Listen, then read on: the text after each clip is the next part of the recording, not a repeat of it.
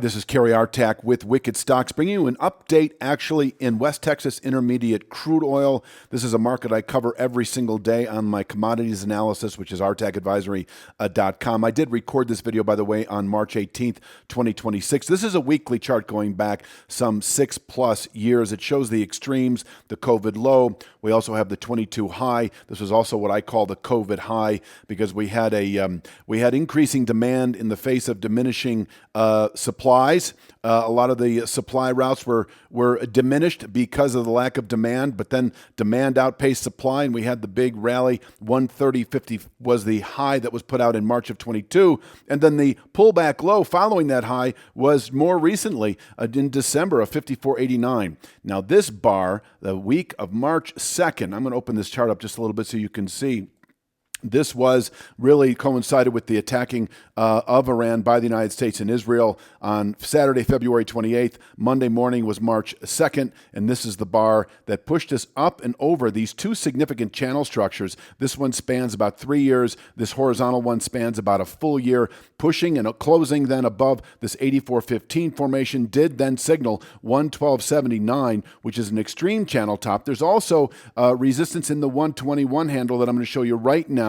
This is the monthly chart, 121.01. So this range, we may have actually already seen an annual high. If there's a resolution in the conflict and the straits open up and oil is allowed to move through the straits, then we will fall back and actually, I believe, close below that 78.16 level here. This is our base of support. So if you're a technical trader or even a fundamental trader, if there's not a resolution in this conflict, we can ease back into this zone. It is a buy opportunity then back into the 110s, low 120. So holding above 84.15 will keep this 112.79 to 121.01 region in reach where we could top out for the year. But if the conflict grows and if the oil supply continues to be choked off on a longer term basis, even if we push into the 110s, 120s, this will impact increasingly commodity prices. It will impact increasingly the stock market. If we close above 121.01 in the coming weeks, I do have a 160s objective.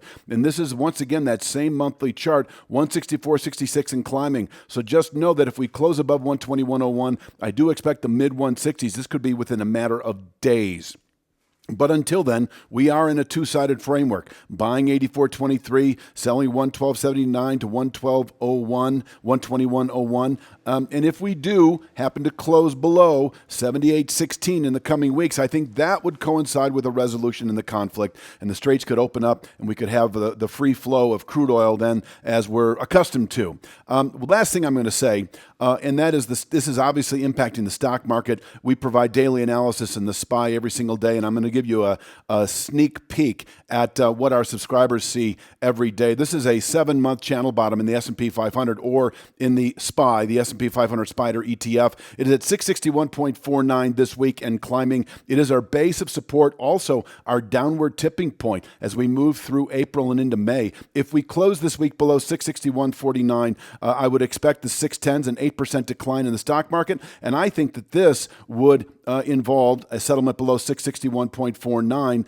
The crude oil market rallying back into this 112.79 to 121.01 region, and rather than spiking and hanging out here for just a few hours as it did in a couple of weeks ago, as long as we hang out here for a few days, that will create selling pressures in the stock market. And if we close below 661.49, big sell signal as we move into the later second quarter. Until then, holding above this zone should actually coincide with the crude oil market easing back perhaps to 84.23 or easing back into this support zone between 78.16 and 84.15. And certainly, if we were to close below 78.16 over the next few weeks, that would likely involve fundamentally a resolution in the conflict. The straits open up, and then over the following 3 to 5 months, we fall back into the low 50s. 53.87 is a significant long-term 5/8 Fibonacci. I hope that helps. Right now with the SPY, bottom picking making the low 660s.